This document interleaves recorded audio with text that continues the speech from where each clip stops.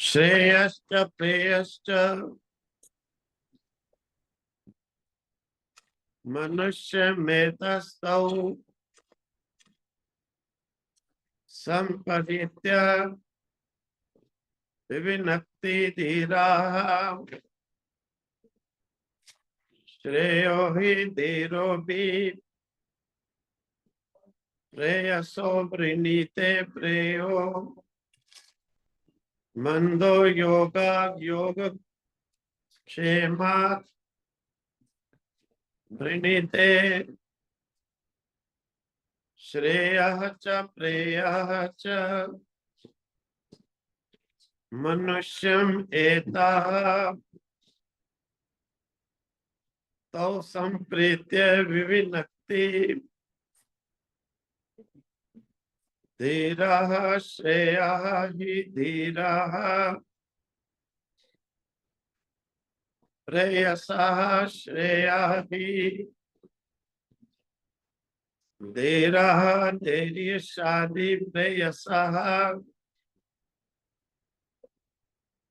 अभिवृणीते प्रेयमन्दः। योगक्षेमात् वृणीते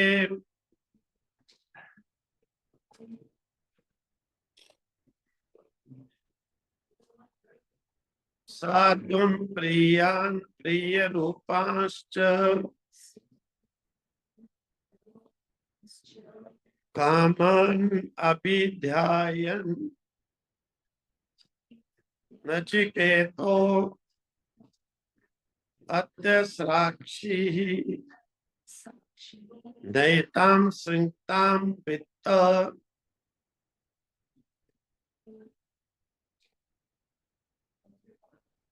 मयि मवाप्तो यस्यां। तीसरा श्लोक। मज्जन्ति बहवो मनुष्याः। तीसरा श्लोक है सा त्वं प्रीयमान प्रियरूपान् च कामान् अभिशयन् नचिकेताः आत्मसाक्षी न एतां सृङ्क्तां वित्तमय्यम् अवाप्तः यस्यां मज्जन्ति बहवः मनुष्याः। तो कहते हैं कल वर्णन किया था कि हे नचिकेता श्रेय और प्रेय मार्ग दोनों मार्ग भिन्न भिन्न होते हैं। श्रेय मार्ग होता है कल्याण का मार्ग, प्रेय मार्ग होता है संसार में बांधने का नाश मार्ग। ये दोनों भिन्न भिन्न प्रयोजनों से पुरुष को बांधते हैं। श्रेय मार्ग कल्याण मार्ग के साथ जोड़ता है, प्रेम मार्ग संसार के साथ जोड़ता है, विनाश की ओर ले जाता है। श्रेय मार्ग पर चलने वाले का भला होता है, प्रेम मार्ग पर चलने वाले का नाश होता है। जिस प्रकार से दो पुरुष जा रहे हैं, आगे एक सोने का गोला पड़ा है। कल्याण चाहने वाला उसको देख करके उसे नहीं ग्रहण करता है। वो जानता है कि सोना चोरी करने से अगले जन्म अंधा होता है।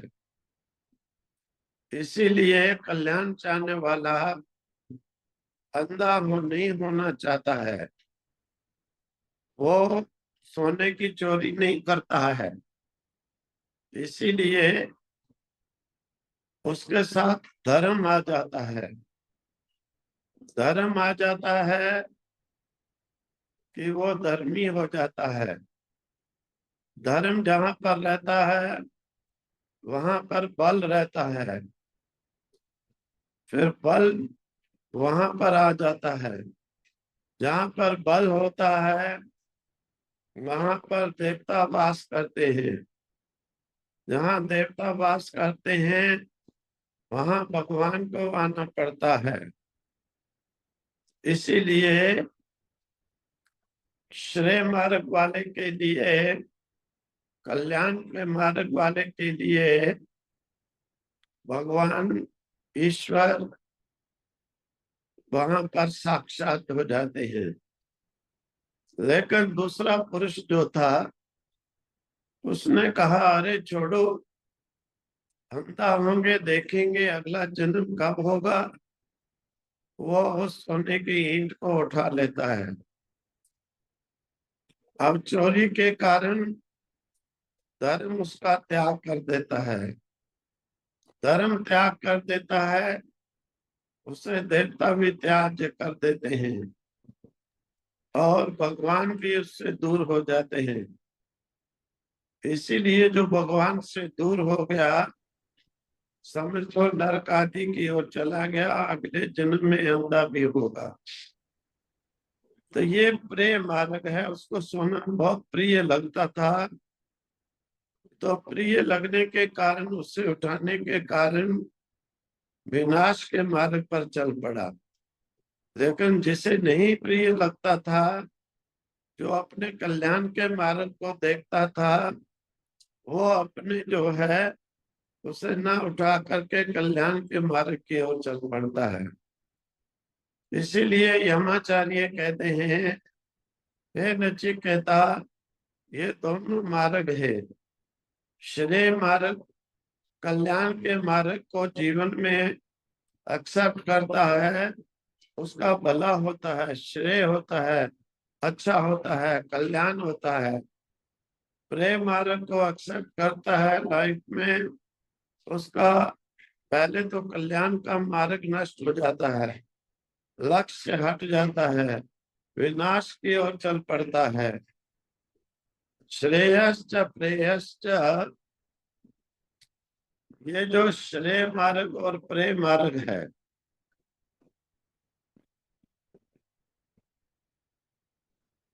ये जो श्रेय मार्ग और प्रेम मार्ग है, ये दोनों मार्ग कहते हैं मनुष्य में तत्। ये श्रेयश्च प्रेयश्च मनुष्य मेता, मनुष्यम एताः, मनुष्यम एताः, एता मतलब गतो, ये प्राप्त होते हैं। मतलब कि जीवन में हर एक व्यक्ति के सामने यह दोनों प्रकार की स्थितियां आती हैं। कल्याण के मार्ग की भी आती हैं और प्रेम मार्ग पर चलने के लिए भी आती हैं। साधु संतों के समक्ष में जाओगे, किसी ज्ञानी आचार्य के समक्ष में जाओगे, वो श्रेय मार्ग को वर्णन करेगा, कल्याण के मार्ग का उपदेश देगा। और किसी जो है प्रेम मार्ग वाले के पास जाओगे, वो तुम्हें जो है प्रिय लगने वाली चीजों के अंदर और प्रविष्ट होने के लिए अनेक प्रकार की कामनाओं का प्राप्ति का वर्णन करेगा, जिससे कि वो प्रेम मार्ग में और उस व्यक्ति को बांधे और नीचे गिराए। हमेशा जीवन में ये दोनों बातें, दोनों प्रकार की इस प्रकार के समझ लो कि बुद्धियां व्यक्ति के पास है। श्रेय बुद्धि भी है, प्रेम बुद्धि भी है। तो व्यक्ति को ये दोनों अवसर हमेशा जीवन में प्राप्त होते हैं। कल्याण का मार्ग का भी संकेत मिलता है, विनाश के मार्ग का भी संकेत मिलता है। लेकिन अब इन श्रेय बुद्धि और प्रेम बुद्धि, इनमें से चयन करना स्वयं मनुष्य का काम है।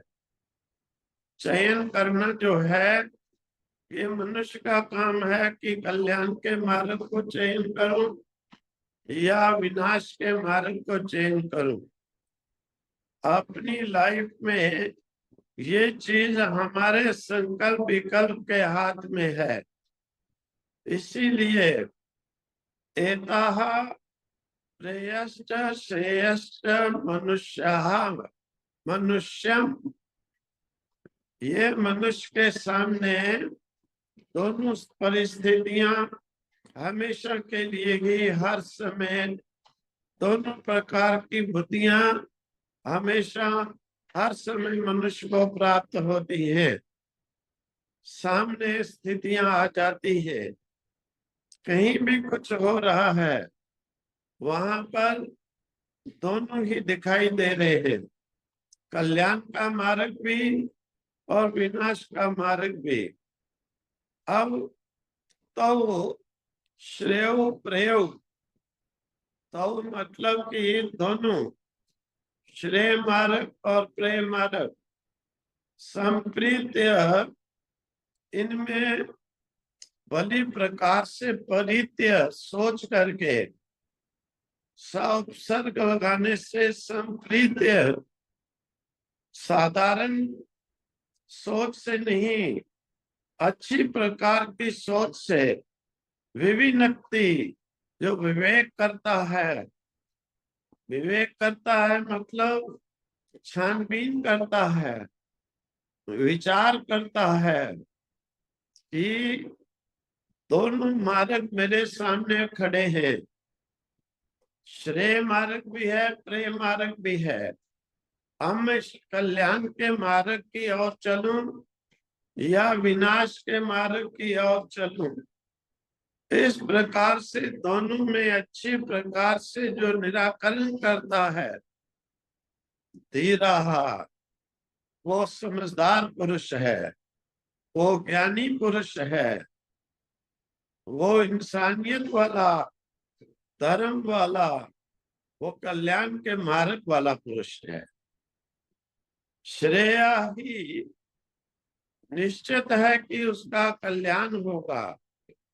जिसकी बुद्धि प्रेय मार्ग में, प्रेय वस्तुओं में नहीं अटकती, उसके समक्ष में ये सब परिस्थितियां सामने उसे अट्रैक्ट करती हैं, परंतु उनकी और वो अट्रैक्ट ना हो करके वो विचार कर लेता है, समझ लेता है, छानबीन कर लेता है कि अगर मैं जिस प्रकार से एग्जाम्पल बताई कि सोने की ईंट पड़ी है, एक कल्याण के मार्ग वाला जा रहा है, दूसरा प्रिय मार्ग वाला जा रहा है।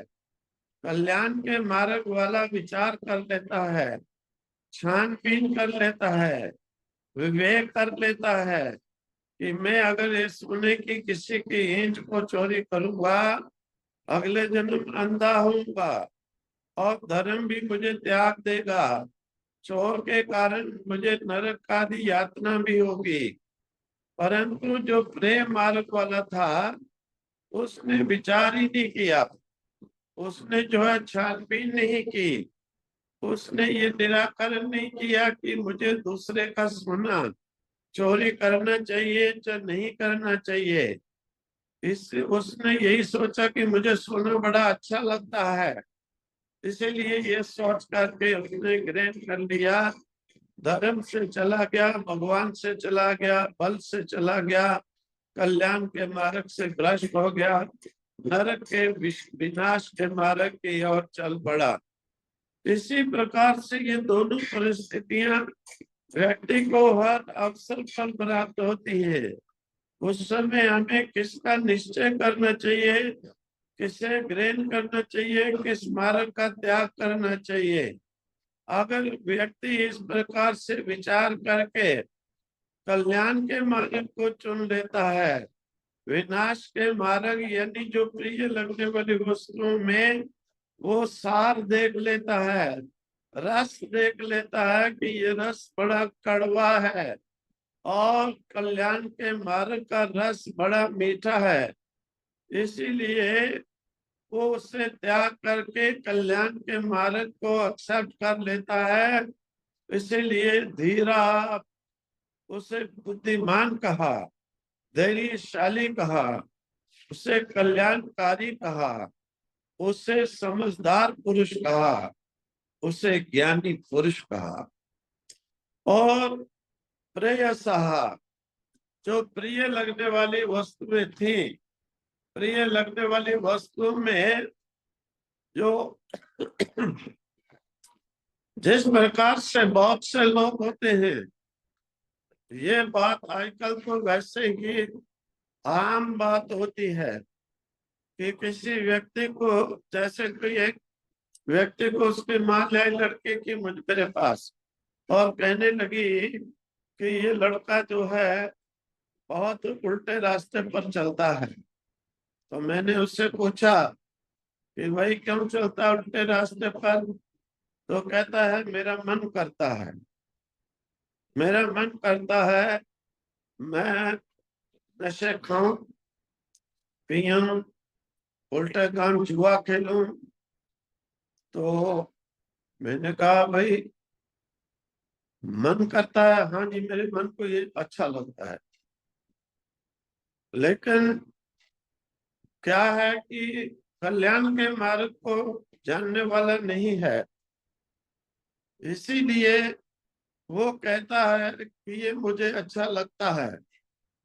लेकिन अगर कल्याण के मार्ग को जानने वाला हो, उसे अगर कोई व्यक्ति मिल जाता है या ऐसा अवसर मिल जाता है कि आओ मांस खाओ, दारू पियो, जुआ खेलो, तो वो नेचुरली बात है, वो कहेगा नहीं, ये मेरा कल्याण का मार्ग नहीं है, मैं इसे नहीं स्वीकार करूंगा।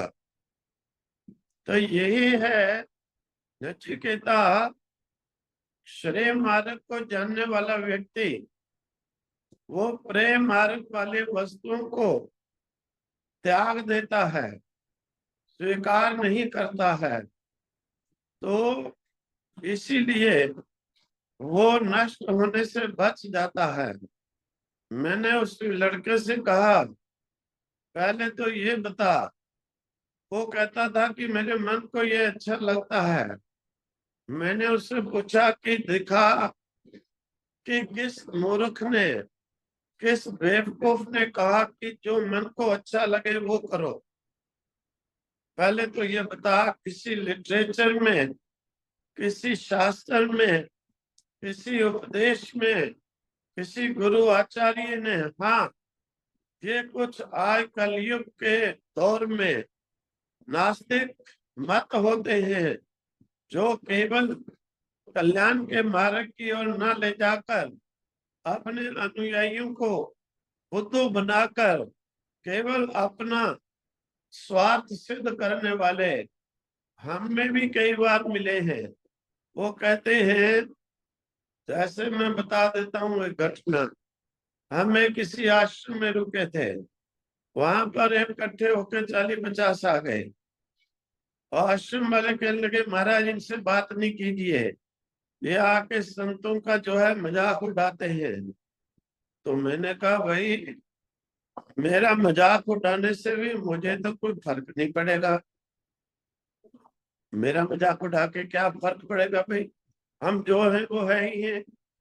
बाकी रही बात कि वो कहने लगे ये हर आश्रम में जाते हैं, हर आश्रम में जाते हैं और वहां पर ये ऐसा बहस करके सब लोगों को ले जाते हैं 50-60 को, फिर ये चलाते हैं सोशल मीडिया में कि सबको कुछ नहीं पता। मैंने कहा भाई इतना बच्चा भी तो हूँ नहीं, गुरु जी के साथ रहा हूँ, 12 साल सीखा हूँ, कुछ आने दो ना तुम। हालांकि उन्होंने बहुत मना किया, मैंने कहा ऐसी बात नहीं, आने दो, ये तो देख लूंगा मैं बोलना है या नहीं बोलना है। वो बेचारे हाथ जोड़कर कह रहे कि कहीं आपका अपमान करें अच्छा नहीं हमको लगेगा। मैंने कहा भाई अगर मेरे अपमान से ऐसे मूर्खों की मूर्खता संसार के लोगों के सामने आ जाती है, वो जान जाएंगे तो मेरे अपमान से कोई फर्क नहीं है, अच्छा ही होगा, आने दो। जब आए, उनका जो प्रधान था, उनके मत के जो गुरु थे, उनका बेटा ही था। तो कहता है जी, आपके क्या, पहले ही उसने रखा शास्त्रार्थ के लिए प्रश्न कि आप किसको मानते हो, संत लोग किसे मानते हैं, किसे पूजा करते हैं और क्या नियम रखते हैं। हमने उसके सब साधारण पहले कहा, हमने कहा कि भाई जिस ब्रह्म ने इस सृष्टि को रचा, रच करके इस सृष्टि में प्रवेश किया, जिसके कारण ये सारे शरीर चलते हैं, बोलते हैं, सुनते हैं, जीते हैं, प्राण चलते हैं, जिसकी आज्ञा से वायु लिमिट में रहती है, जिसकी आज्ञा से सूर्य अपनी लिमिट में रहता है, अगर थोड़ा और नीचे आ जाए सारे वैसे ही जैसे तलते हैं ना सेमिया, ऐसे तल जाएंगे। मैंने कहा हम उस जिसके शासन में ये सारी प्रकृति चलती है उसे मानते हैं, वो हमारे अंदर भी है, सबके अंदर। उसके लिए साधना करने का ढंग कहा। कहता जी ये तो सब बकवास है। मैंने कहा बकवास है तो चल, ज्यादा गुस्सा क्या होना है। मैंने कहा हमारा बकवास है, तुम्हारा बोलो। क्योंकि व्यक्ति को काम बुद्धिमानी से लेना चाहिए। हमारे गुरुजी कहते थे 100 बात बोलो तो वो एक बात बोलते थे, सबको मालूम है। स्वामी जी महाराज से 100 बात कोई बोले तो एक का जवाब देते थे। व्यर्थ में ही किसी लिए प्रलाप करना। मैंने कहा ठीक है, ये सब बकवास है, तो तुम बोलो। कहते जी हमारे गुरु जी कहते हैं, दादा कहते थे पता नहीं उनको, वो कहते हैं तुम कुछ भी करो, कुछ भी करो, जो मन में आता है वो करो, हमारे से दीक्षा लो, हम तुमको इस पार लगाएंगे। मैंने कहा भाई कुछ भी करो। कहते हाँ जी, ये तो बकवास है लोगों को कहना, दारू ना पियो, मांस ना खाओ और हिंसा ना करो, किसी को जो है तंग ना करो, जो मर्जी करो, जो मर्जी करो। ये कहीं नहीं लिखा है कि संसार से पार होने के लिए, भगवान को मिलने के लिए ये चीजें करनी चाहिए। मैंने कहा तो बहुत अच्छी बात है, अगर सब कुछ करो हम तुम्हें पार लगा देंगे। तो मैंने कहा आओ। मेरे पास सामने ही चौकी पर रखा था एक चाकू, वो जो है वो दवाई के शीशी का ढक्कन काटने के लिए मंगाए थे, खांसी की दवाई के लिए, तो वहीं पड़ा रहा। तो मैंने उठाया हाथ में, और वो जो गुरु का लड़का था उसको पकड़ा गले से। सभी उठ के खड़े हो गए, क्या क्या क्या क्या है क्या। मैंने कहा तुमने अभी कहा जो मन कहे वो करो, कुछ ना छोड़ो, हम पार लगाएंगे। तो मेरा मन कर रहा है मैं तुम्हारा गला काटूंगा। चाकू देखकर हाथ भी हमने आगे बढ़ा लिया, उसके प्राण ही जो है ना एक सूली पर चढ़ गए। दूसरे लोग लगे हाथ पकड़ने। मैंने कहा मारूंगा तुमको भी अब सिर में चाकू, खबरदार मेरे को हाथ लगाओ। अरे अभी तुमने कहा कि जो मन में करे वही करो, तो फिर मेरा मन कर रहा है तुम्हारा गला काटूं। फिर तो महाराज सब हाथ जोड़ने लग गए, सब हाथ जोड़ने लगे। अरे भाई तुम स्वयं ये मत को कहते हो कि जो भी तुम्हारा मन कहे वो करो, तो हम पार लगाएंगे। तो हम तुम्हारा गला काटते हैं ना, हमको पार लगा देना। फिर तो हाथ जोड़ा, माफी मांगा। एक बार छोड़ दो। मैंने कहा चलो, मैं भी कौन सा गले काटने वाला हूँ, मैं तो तुझे, मैंने कहा, उपदेश दे रहा था। मैंने कहा भाई तुमने कहा, हमारे गुरुजी कहते हैं कि दादाजी कहते हैं कि तुम जो मर्जी करो, हम पार लगाएंगे, हमसे बस मंत्र ले लो। तो फिर मेरा मन कर रहा है तेरा गला काटे, तो मुझे पार लगा देंगे या जेल में जाना पड़ेगा। मैंने कहा ये मत जो है बीमार व्यक्तियों का मत है, जो इस शरीर की तृप्ति को, शरीर में विषयों को ग्रहण करने को ही एक जीवन की सफलता मानने वाले हैं। ये कल्याणकारी कोई साधना वाले व्यक्तियों का मार्ग नहीं है। अब तुम ही बताओ, किसी का मन करे इसका गला काटे, वो संसार सागर से पार होगा या जेल में जाएगा? आगे से सब 40-50 पे एकदम चुप हो गए। मैंने कहा भाई बोलो, सभी बोलो। अरे तुम लोग मुझको, मेरे को कह रहे हो, ईश्वर के सत मार्ग का तुम कह रहे हो, खंडन कर रहे हो, तो बोलते क्यों नहीं हो?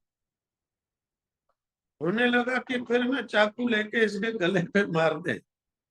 मैंने बोलो, भला होगा, इसका गला काट दूं तो ठीक है ना। फिर सारे ढीले चुप, ऐसे जैसे मातम छा गया। सब देखने वाले 200-250 आदमी और थे, सब खुश हो गए कि आज इनको जवाब अच्छा मिला है। और फिर क्या कहते हैं कि महाराज हम आपसे बात करेंगे अकेले में।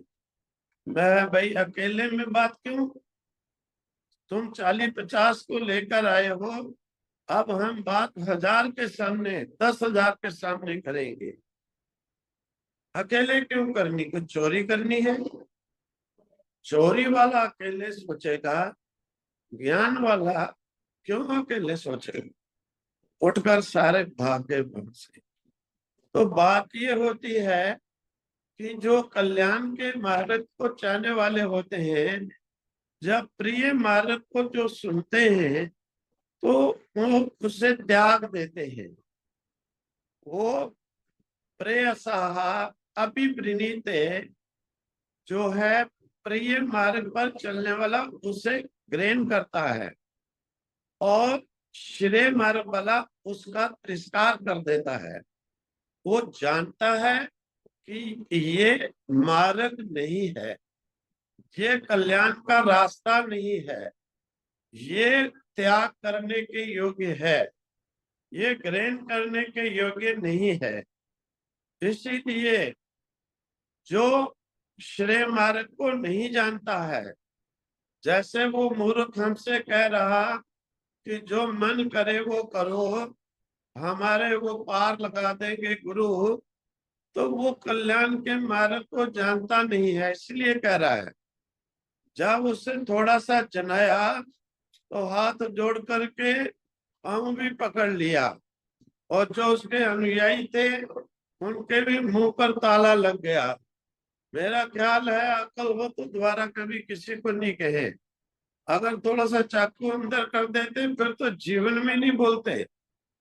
तो कारण क्या होता है, यमाचार्य कहता है, नचिकेता प्रेयसाः अभिवृणीते प्रेया मंदाश योग क्षेमात।